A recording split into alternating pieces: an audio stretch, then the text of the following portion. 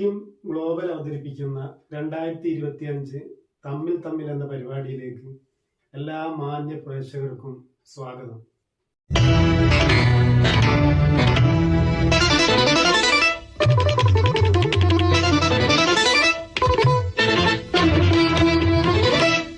ഇന്ന് നമ്മോടൊപ്പം ഇവിടെ അതിഥിയായി എത്തിയിരിക്കുന്നത് മുക്കം മുനിസിപ്പാലിറ്റിയിലെ 34ാം ഡിവിഷനിലെ UDF സ്ഥാനാർത്ഥിയായി മത്സരിക്കുന്ന നമുക്കൊക്കെ ഏറെ സുപരിചിതരായ നമ്മുടെ ഷബാന. അദ്ദേഹത്തെ ഞാൻ ഈ പരിപാടിയിലേക്ക് ഹാർദവമായി സ്വാഗതം ചെയ്യുന്നു. കാലങ്ങൾ അല്പം പുറകോട്ട് പോയാൽ 1/4 നൂറ്റാണ്ടിലധികം മുസ്ലിം ലീഗിന്റെ കാർമ്മികത്വത്തിൽ കാലുറപ്പിച്ച കരുത്തനായ ഒരു കഥാനായകന്റെ പേര് ഓർമ്മ വരും, PC അബുക്കാരി. എന്റെ കുട്ടിക്കാലത്തൊക്കെ ഞാൻ ഓർക്കുന്നു, ഈ തെരഞ്ഞെടുപ്പുകൾ, മുക്കം പഞ്ചായത്ത് തെരഞ്ഞെടുപ്പുകളൊക്കെ വരുന്ന സമയത്ത് ഏറ്റവും കൂടുതൽ കേൾക്കുന്ന അപൂർവം പേരുകളിൽ ഒരാളുടെ പേരാണ് PC അബുക്കാരി. അതേ കുടുംബത്തിൽ നിന്ന് തന്നെ, അതേ രാഷ്ട്രീയ പാർട്ടിയിലേക്ക് തന്നെ ഒരു സ്ഥാനാർത്ഥിയായി തെരഞ്ഞെടുത്തതിന്റെ ഒരു ഉള്ളടക്കം ഒന്ന് വിശദീകരിക്കണം. അത് കൂടുതലൊന്നും വിശദീകരിക്കാനില്ല. മുക്കം മുനിസിപ്പാലിറ്റിയിലെ 34ാം ഡിവിഷൻ മുസ്ലിം ലീഗ് കമ്മിറ്റി എന്നെ ആ ചുമതല ഏൽപ്പിച്ചു. ഇൻഷാ അല്ലാഹ് അത് കൂടുതൽ ഭംഗിയായി നിർവഹിക്കാൻ ഞാൻ ശ്രമിക്കും. ഈ സ്ഥാനാർത്ഥി നിർണയത്തിന് ശേഷം പാർട്ടിക്കുള്ളിൽ തന്നെ ചെറിയ ചെറിയ ഭിന്നതകളൊക്കെ ഉണ്ടായെന്ന് കേൾക്കാൻ സാധിച്ചു. അതിനെക്കുറിച്ച് എന്താ പറയാനുള്ളത്? അതൊന്നും എന്നെ ബാധിച്ചിട്ടില്ല. എന്റെ പ്രചരണത്തിന് എന്റെ കൂടെ UDF പ്രവർത്തകർ എന്റെ കൂടെ തന്നെ സജീവമായി പ്രവർത്തിക്കുന്നുണ്ട്. ഈ തെരഞ്ഞെടുപ്പിൽ വിജയിച്ചാൽ ഷബാന ഈ നാട്ടിലെ ജനങ്ങൾക്ക് കൊടുക്കുന്ന വാഗ്ദാനങ്ങൾ എന്തൊക്കെയാണ്? ഞാൻ ഇവിടെ എയർപോർട്ടോ റെയിൽവേ സ്റ്റേഷനോ കൊണ്ടുവരുമെന്ന് ആർക്കും വാഗ്ദാനം നൽകുന്നില്ല. 34ാം ഡിവിഷനിൽ വിജയിച്ചാലും ഇല്ലെങ്കിലും ഈ സാധാരണ ജനങ്ങളോടൊപ്പം ഞാൻ എന്നും കൂടെയുണ്ടാവും. എന്നിരുന്നാലും ഈ നാട്ടിലെ ജനങ്ങൾക്ക് വേണ്ടി ചെയ്യാൻ ആഗ്രഹിക്കുന്ന, മനസ്സിൽ കണ്ട പല വികസന പ്രവർത്തനങ്ങളും ഉണ്ടാവും. അതെന്താണെന്ന് വിശദീകരിക്കാമോ? ഞാൻ പോയി പ്രചരണത്തിന് പോയപ്പോ കാതിയോട് ഭാഗത്തെ കുടിവെള്ള പ്രശ്നമാണ് പറഞ്ഞത്.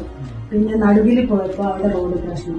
പിന്നെ ഈ ഭാഗത്ത് ഇടിവെട്ടിപ്പാറ അങ്ങോട്ടൊക്കെ അവിടെയുണ്ട് കുടിവെള്ളം, കുറച്ചു പേർക്കുള്ള കുടിവെള്ള പ്രശ്നം പറഞ്ഞത്. പിന്നെ അവിടെ കുറച്ച് ലൈറ്റിന്റെ പ്രശ്നമുണ്ട്. ഇൻഷാ അല്ലാഹ് എന്നെ കൊണ്ട് കഴിയുന്നതെല്ലാം ഞാൻ അവിടെ ചെയ്യുന്നതാണ്.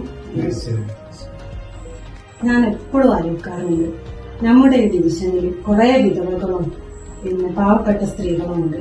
അവർക്ക് എന്നെ കൊണ്ട് എന്തെങ്കിലും ചെയ്യാൻ പറ്റുമെങ്കിൽ എനിക്ക് അതിനെ ശ്രമിക്കണം. ഒരു ജോലിയോ അതല്ല എന്തോ എന്നെ കൊണ്ട് എന്തെല്ലാം പറ്റുമോ അതൊക്കെ ഞാൻ ചെയ്യുമെന്നാണ് എന്റെ ഒരു വിശ്വാസം. തീർച്ചയായിട്ടും വളരെ നല്ലൊരു അഭിപ്രായമാണ്. ഒരു നാടിന്റെ വിദ്യാഭ്യാസ മേഖല, അത് എങ്ങനെയാണ് താങ്കൾ നോക്കിക്കാണുന്നത്?